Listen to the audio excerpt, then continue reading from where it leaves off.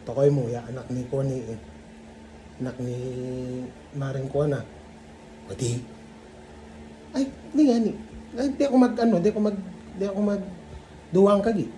Kadamat ng, yan, hindi ako makagraduate na high school. Abugtet, ay, kung sino-sino ang kasan niya sa motor. Saan karo mo?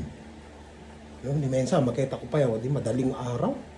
Diyan si Liedo, sila nakatambay doon sa may madiklame.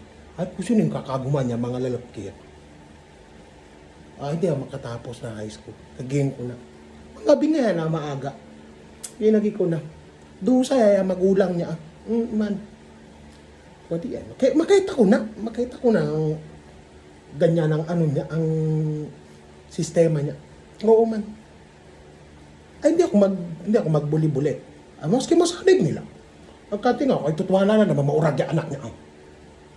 Sino-sino na ang kasan niya? Meron ba bang ganun na matinong anak? Ilang mo ay, hindi, mga solo tampa niya, wadi. Kaman na hindi babi. Kapag nag-get nod pa, ang kayang niya, kinagi ko na. Minsan nga niya, pinagkagian ko, ayaw ka magaganyan-ganyan, at babi ka eh.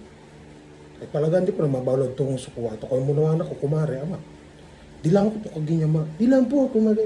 Kung hindi lang, saan kalalakihan ang kakaguman niya, mga tropa niya, saan kalalakihan. Pero may mga matino na ganun.